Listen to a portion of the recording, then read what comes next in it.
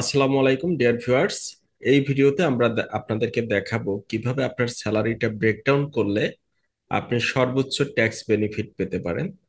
আমাদের একটি প্রবলেম সব সময় হয়, বেশিরভাগ প্রতিষ্ঠান কিন্তু এই বিষয়টায় কনসার্ন না, কিভাবে তার এমপ্লয়ি সব থেকে বেশি বেনিফিটেড হতে পারেন ইনকাম ট্যাক্স পারপাসে।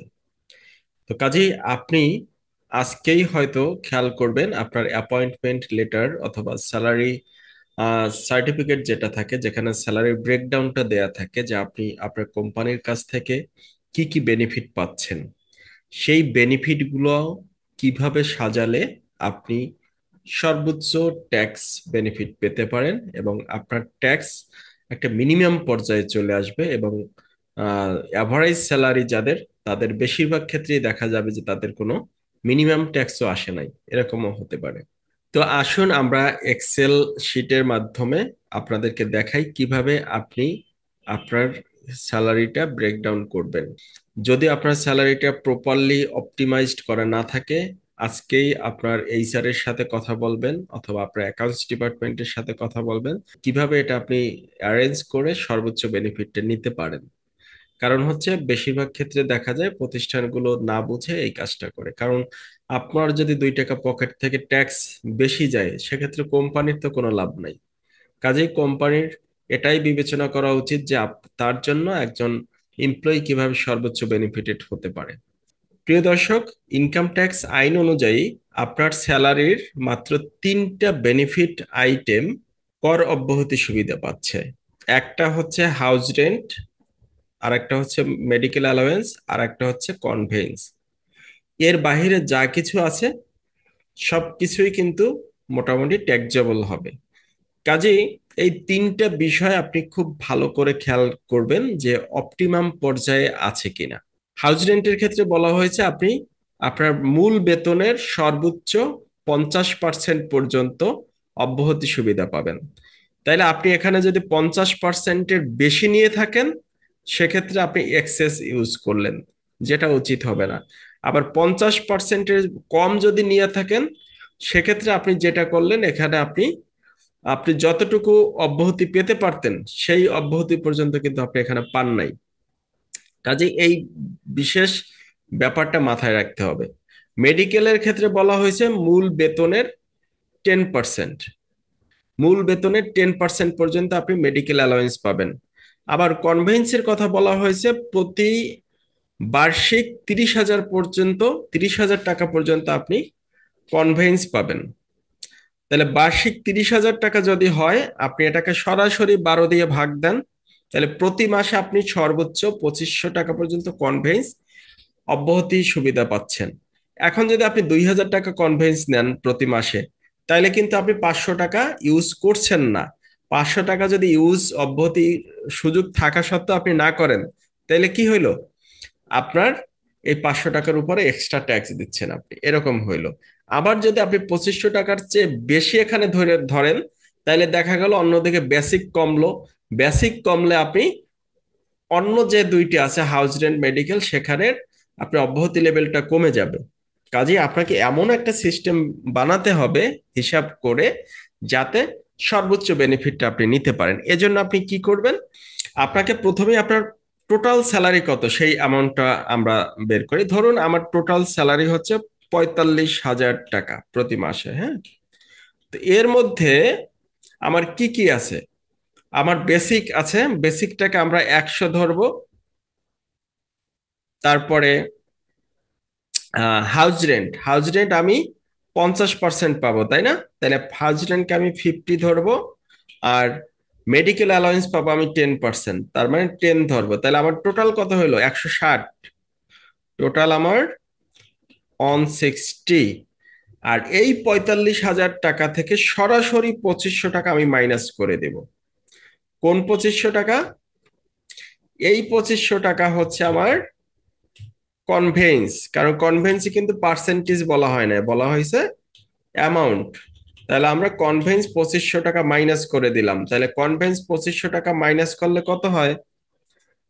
45,000 বিয়োগ 2500, 42,500। এই 42,500কে আমি এই যে 160 অর্থাৎ বেসিকের মধ্যে 100 দিব, আর হচ্ছে হাউস রেন্টের মধ্যে 50 দিব, এবং মেডিকেলের মধ্যে 10 দিব। তাহলে আমি কি করব, 42,500 ভাগ 160 গুণ 100।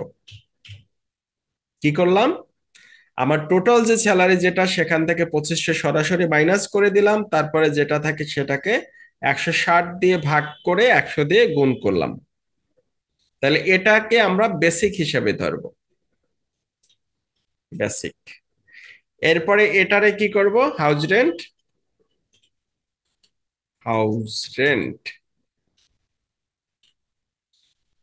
42,500-কে টোটাল 160 দিয়ে ভাগ করব এবং 50 দিয়ে গুণ করব। তাহলে এটা হচ্ছে আমার হাউস রেন্ট। এবার মেডিকেলটাকে কি করব, 42,500 ভাগ 160 গুণ 10। ব্যাস। এইবার যদি আপনি হিসাব করেন, দেখেন আপনার বেসিক, তারপরে হচ্ছে হাউস রেন্ট, তারপরে মেডিকেল, তারপরে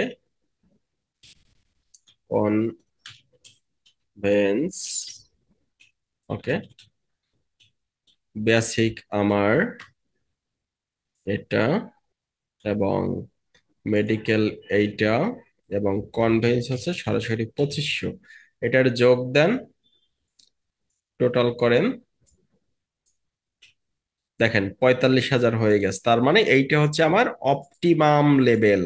আমরা এখন যদি এখানে 45,000 টাকা দেই, দেখেন অটোমেটিক কিন্তু ওই হিসেবে আসছে। দেখেন 26,562, 26,562, 13,281, 13,281, 2,656, 2,656। এই হিসাব, এই অনুপাত ব্যতীত আপনি যে কোনো অনুপাতে হিসাব করবেন, আপনার ট্যাক্স অবশ্যই বেশি আসবে, কম আসবে না। এইটাই হচ্ছে অপটিমাম হিসাব। আরো সহজ যদি করতে চান, আমি আরো সহজ করে দিচ্ছি আপনাদের, এত ক্যালকুলেশন লাগবে না। আপনি যেটা করবেন, শুধু বেসিকটা বের করবেন। তাহলে বেসিকটা কিভাবে বের করবেন, আর একটা হিসাব দেখাই, খুব খেয়াল করেন। হ্যাঁ, আপনার 45,000 টাকা স্যালারি। এখন আপনি জাস্ট এই 45,000 থেকে মাইনাস 2500, প্রথম 2500 মাইনাস করে দেন। 2500 টাকা মাইনাস করার পরে যেটা থাকে সেটাকে শুধুমাত্র আপনি 1.6 দিয়ে ভাগ করে দেন। তাহলে 1.6 দিয়ে ভাগ করে দিলেন, এই আপনার হিসাব শেষ। এবারে আপনি কি করবেন, বেসিক। বেসিক কত, বেসিক আমরা পাইলাম এইটা 26,562। এবারে আমি বের করব house rent. House rent, house rent আমাকে কত অ্যালাউ করছে আইনে, বেসিকের 50%। তাইলে আমি এইটা সরাসরি 50% দেই। তারপরে মেডিকেল আমাকে কত অ্যালাউ করা হয়েছে, বেসিকের 10%, বেসিক ইন্টু 0.1। এরপরে কনভেন্স সরাসরি 2,500 টাকা। তাহলে টোটাল স্যালারি এই তিনটার যোগ করেন, এই চারটা যোগ করে দেন, 45,000 টাকা।